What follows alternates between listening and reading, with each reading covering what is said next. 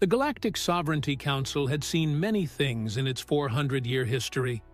It had watched civilizations collapse under the weight of their own pride. It had witnessed species beg for mercy at the negotiating table.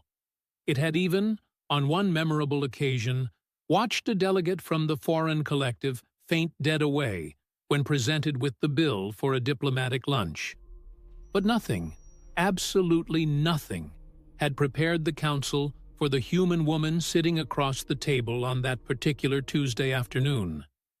Her name was Mara Voss.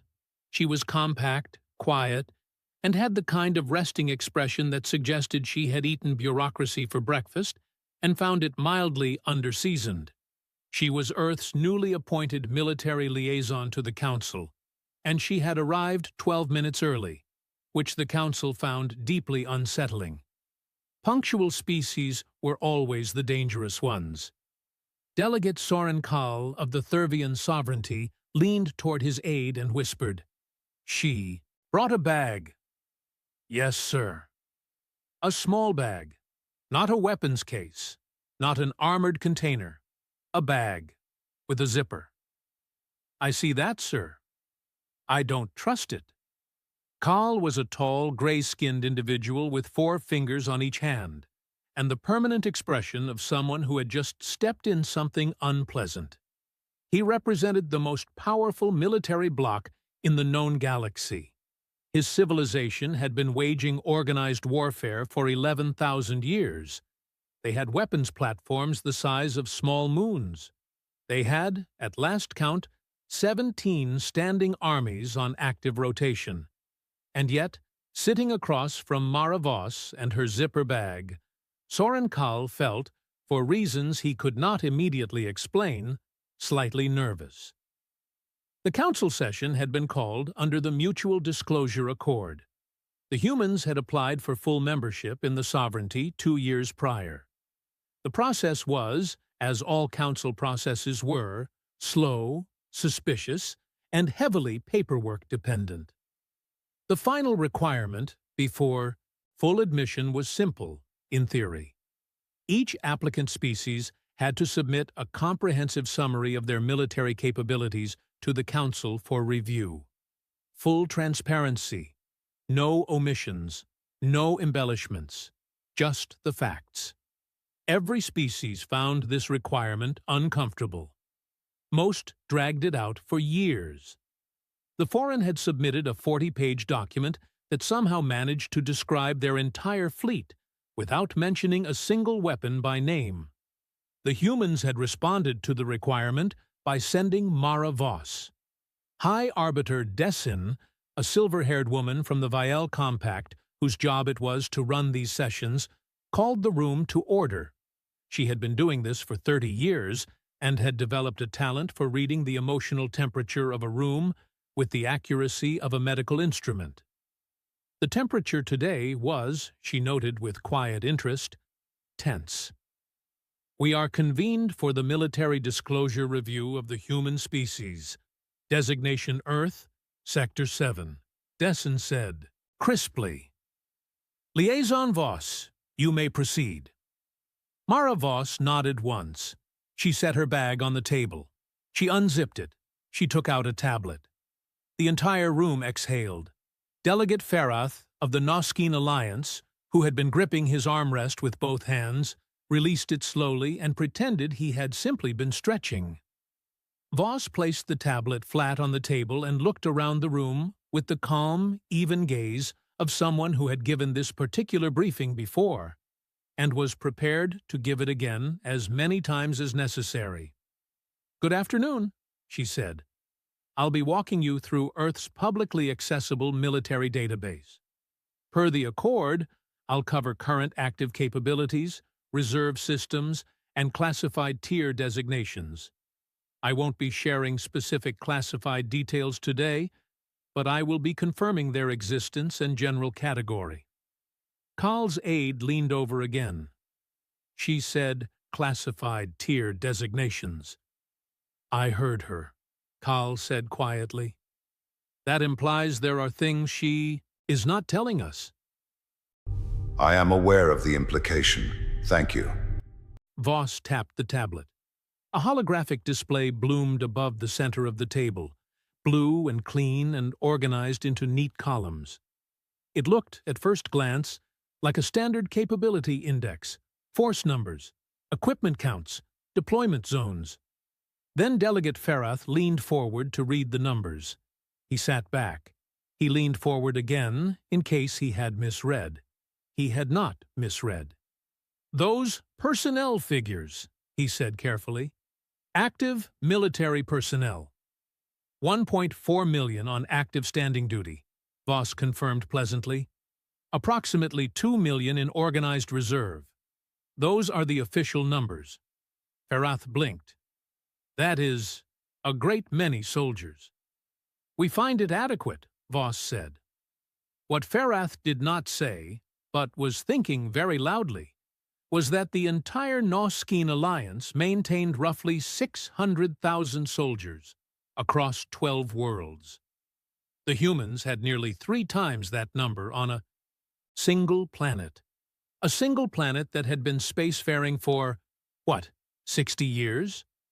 Dessen kept her expression neutral, which took considerably more effort than usual.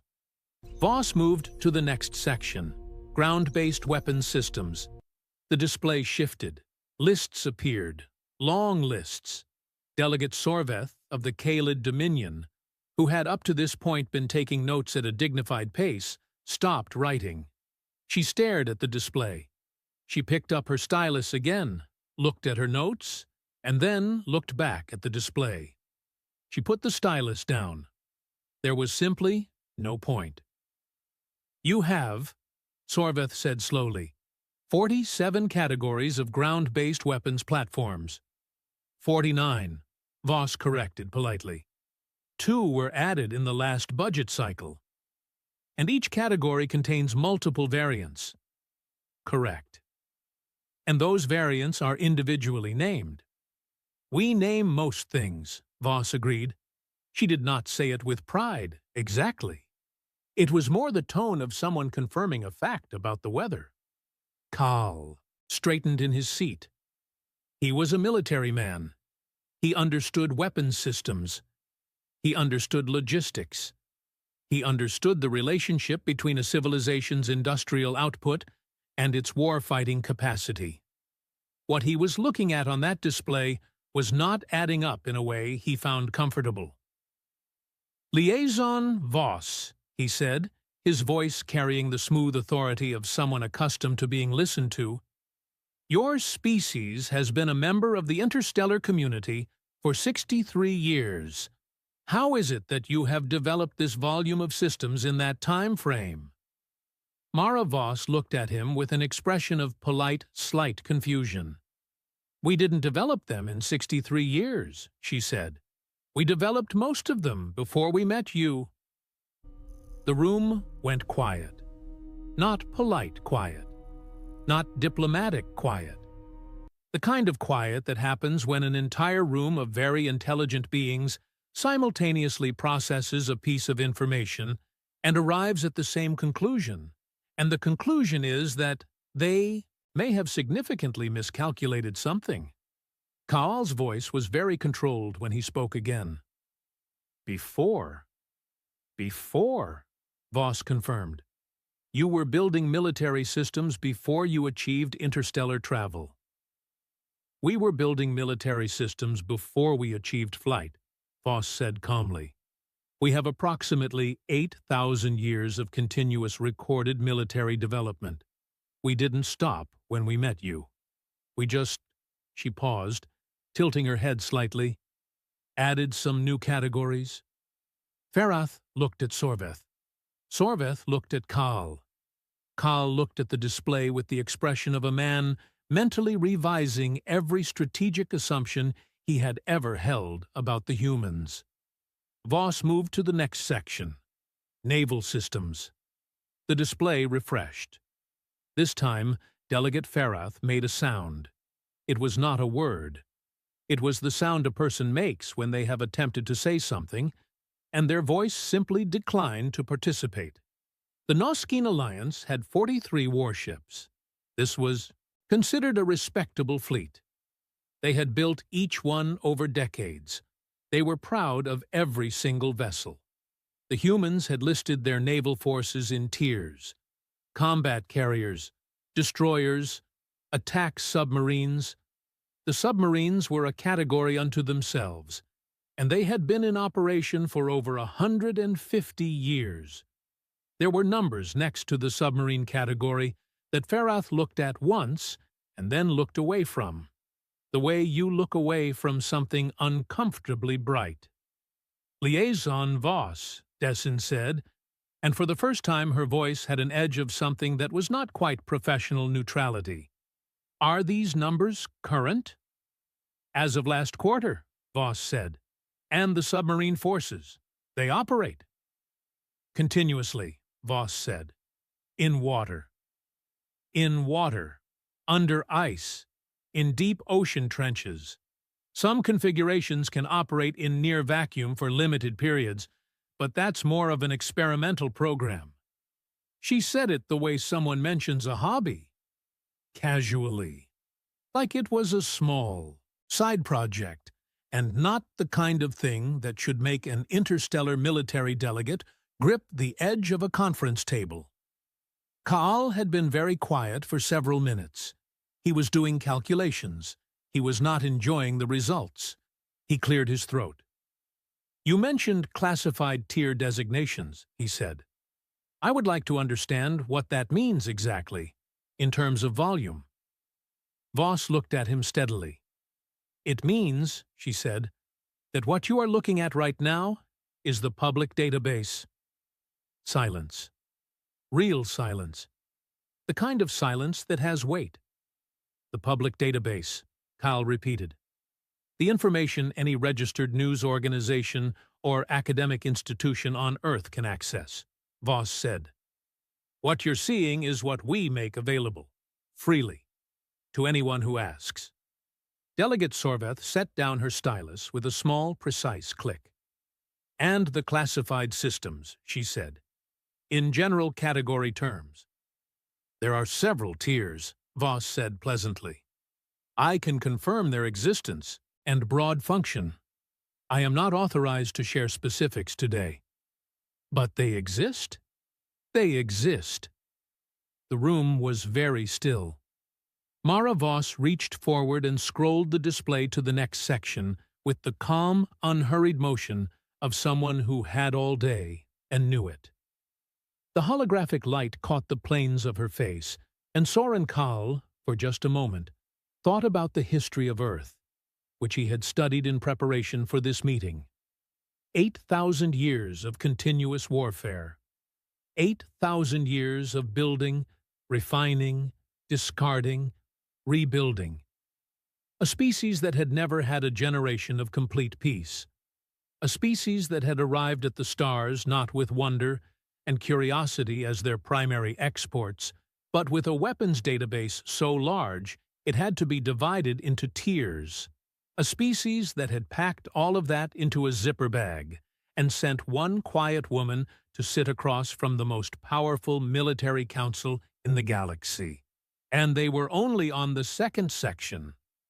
"Shall we continue?" Mara Voss asked. She was already scrolling to page 3. Page 3 was titled Strategic Weapons Architecture. Delegate Ferath of the Noskeen Alliance had survived 31 years of diplomatic service. He had sat through trade disputes that lasted 4 months. He had once negotiated a ceasefire between two species who communicated exclusively through scent, which had required a full week of chemical translation, and left everyone involved with a lingering headache. He considered himself a man of considerable composure. He was not composed right now. Page 3 had a subsection labeled Nuclear Arsenal, Active Warheads. The number next to that subsection was not a small number. It was, in fact, a number so large that Ferath initially assumed it was a formatting error and spent a quiet, hopeful moment waiting for Voss to correct it. She did not correct it. "That figure," Ferath said, pointing at the display. "Active nuclear warheads." "Yes," Voss said. That is the count for a single nation or the full planetary total. Planetary total of declared stockpiles, Voss said. Treaty-verified numbers.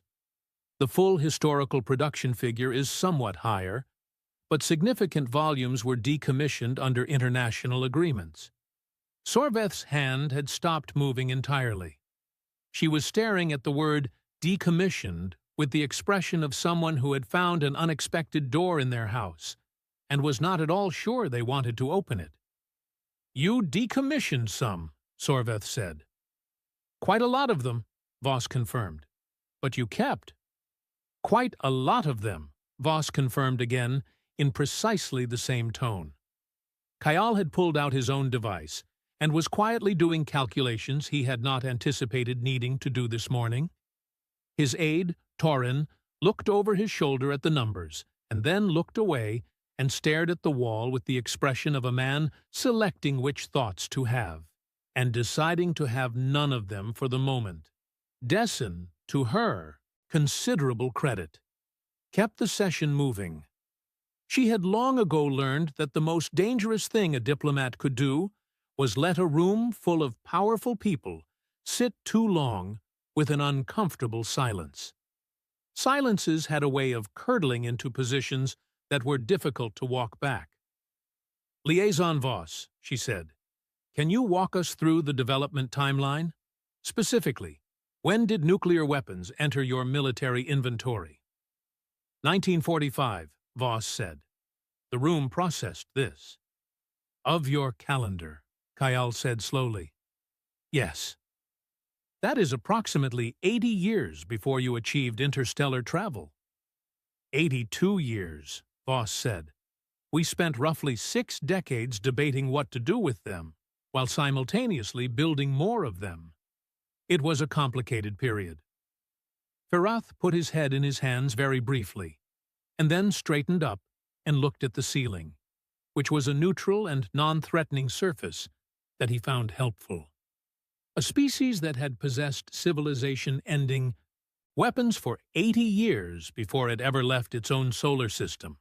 A species that had, during that entire period, not destroyed itself, which was either a remarkable testament to restraint or to the fact that they had very good aim and an excellent understanding of deterrence theory. Possibly both. Voss scrolled forward. The display moved to a section labeled Biological and Chemical Defense Programs. Kaal looked up sharply. "Defense. Defense," Voss agreed. "We banned offensive biological and chemical weapons under international treaty in the 20th century. The programs listed here are detection, containment, and medical countermeasure systems." Kaal studied the heading for a long moment. The treaty was globally observed? Voss paused for exactly 1 second. It was a small pause. A precise pause. The kind of pause that contains an entire answer without using a single word. "The treaty was globally signed," she said. Kayal wrote something down on his notepad. His handwriting, Torin noticed, had gotten slightly smaller, which happened when Kayal was thinking very carefully and did not want his thoughts to take up too much visible space. The display moved again. Space-based military assets. This section was shorter than the others. It was short in the way a very sharp knife is short. Compact, efficient, specific. The satellites listed were categorized by function: surveillance, communication relay, navigation, and then, listed at the bottom of the page, in the same clean, matter-of-fact font as everything else, a category called Orbital Defense Systems. Active. Sorveth leaned forward. "You have weapons in orbit." "Several platforms, yes," Voss said. "Most are legacy systems from an earlier period of geopolitical tension. Some are newer. The exact specifications are in the classified tiers, but I can confirm they are operational and maintained." "You have weapons in space," Ferath said, and he was not asking for clarification. He was simply saying the words, out loud, because sometimes that was the only way to make information feel real. "We have weapons everywhere," Voss said, with the gentle reasonableness of someone explaining that they keep an umbrella in the car. It seemed inefficient not to. Kyle set his pen down. He looked at Mara Voss across the table, and for the first time since the session began, he spoke not as a delegate performing a role, but as a military commander asking a direct question. "Liaison Voss, I would like to ask you something outside the formal record, if the arbiter permits." Dessen nodded. "When your species was developing all of this," Kyle said, gesturing at the display, at the columns and numbers and tiers and categories, "what were you afraid of?" It was a genuine question. He wanted to understand. 11,000 years of Thurvian military history had taught him that weapons programs were always responses to something. Fear, a neighbor, a memory. You did not build this kind of infrastructure without a reason. Mara Voss looked at him for a moment.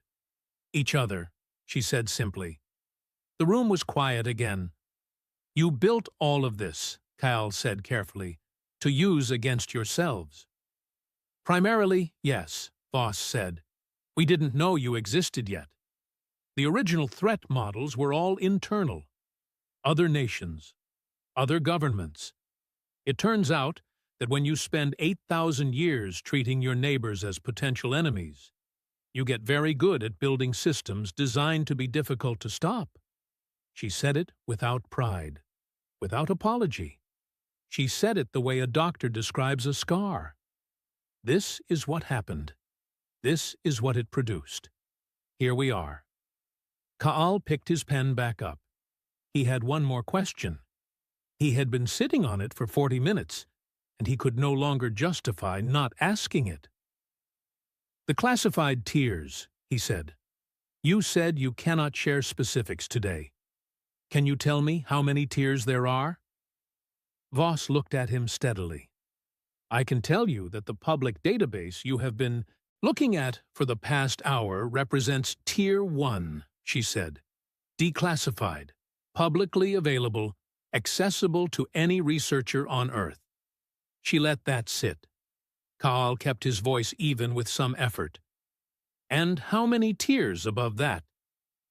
4, Voss said. The number landed in the room like something dropped from a considerable height. 4 tiers above what they had just spent an hour reviewing. 4 levels of systems and programs and capabilities that were not in the public database, were not in this room, were not in the possession of the most powerful military council in the galaxy. 4 doors that Mara Voss was not opening today, possibly not ever. Possibly not until the humans decided the council had earned the right to know what was behind them. Farath looked at the display.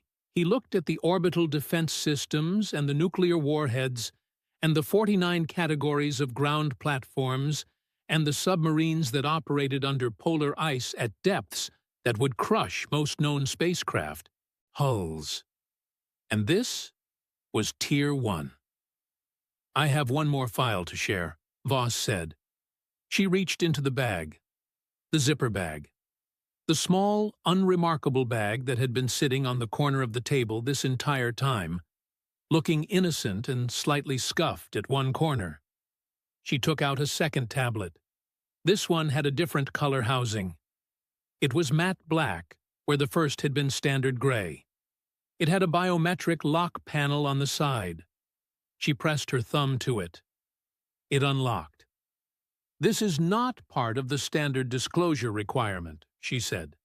"My government asked me to share it as a courtesy. It's a summary document. 1 page. She placed it on the table and slid it across to Dessen. Dessen picked it up. She read it. Her expression did not change, because she was a 30-year diplomat, and she had trained her face to be a smooth, unrevealing surface in moments of professional necessity. But her eyes, very briefly, moved to Mara Voss with an expression that was not quite alarm and not quite respect, and was perhaps the place where those two things meet, when neither of them is quite enough on its own. She passed the tablet to Kaal. Kaal read it. He set it down. He looked at Mara Voss for a long, measured moment. "This program," he said. His voice was very quiet. "The one described on this page." "Yes," Voss said. "It is currently active." "It is currently active," Voss confirmed, "and the subjects are volunteers." "Every one of them," Voss said. There was something in her voice then, brief and real, that was not the measured neutrality of the rest of the briefing, something close to conviction. "We don't compel. We never compel." Kaal looked at the tablet one more time. He looked at the word at the top of the page, which was a program designation, and below it a description of approximately 200 words that he was now going to spend the rest of his career thinking about. He slid the tablet to Ferath. Ferath read it. He was quiet for a very long time. Then he looked up and said, in the small, careful voice of a man who was reorganizing his entire understanding of a situation, "When you said earlier that you added new categories when you met us." "Yes," Voss said. "You meant." "We added the categories relevant to space-based threats," Voss said. "The foundational work had already been done. We adapted." Ferath set the tablet down. He thought about 63 years. He thought about how his government had viewed the humans for those 63 years. A young species, a developing civilization, promising, in a rough, energetic sort of way. Worth watching, worth eventually admitting to the Council once they had demonstrated sufficient maturity. He thought about the word maturity, and what it had meant when his government used it and what it appeared to mean in practice, and he thought that there was possibly a significant gap between those two definitions that no one had bothered to measure until today. Dessen cleared her throat. "I believe we have sufficient material for the Council's review," she said. Her voice was professional and smooth and betrayed nothing except a faint underlying note of someone choosing their next words with the care of a person navigating a room that has recently been rearranged in the dark. "The disclosure review will be formally submitted. The Council will convene to assess Earth's membership application in light of the materials presented." She paused. "Liaison Voss, on behalf of the Council, I want to thank you for the thoroughness of your presentation." Mara Voss nodded. She picked up both tablets. She put them in the bag. She zipped it closed with the same small, quiet sound it had made when she arrived. She stood, straightened her jacket, and looked around the table one last time. "I am available for follow-up questions through the standard diplomatic channels," she said. "My government is committed to full transparency within the parameters of the Accord." She picked up the bag. She left. The door closed behind her with a soft, final click. For a long moment, no one in the room said anything. Then Torin, Kayal's aide, who had been quiet and professional and had taken meticulous notes throughout the entire briefing, leaned over to his commander and said very quietly, "Sir, the program on the last page." "I know, Torin. They have been running it for 20 years. "I know. And no other species in the Council has anything remotely comparable." Kayal looked at the door that Mara Voss had walked through. He thought about a small, quiet woman with a zipper bag and a second tablet, and 4 tiers of information she had decided not to share today. He thought about a species that had spent 8,000 years preparing for threats that hadn't existed yet. He thought about the word adapted, and how Voss had used it like it was the most ordinary word in any language. "Torin," Kaal said. "Sir?" "Draft a communication to the Council Oversight Board. I recommending we approve the human membership application immediately." Torin blinked.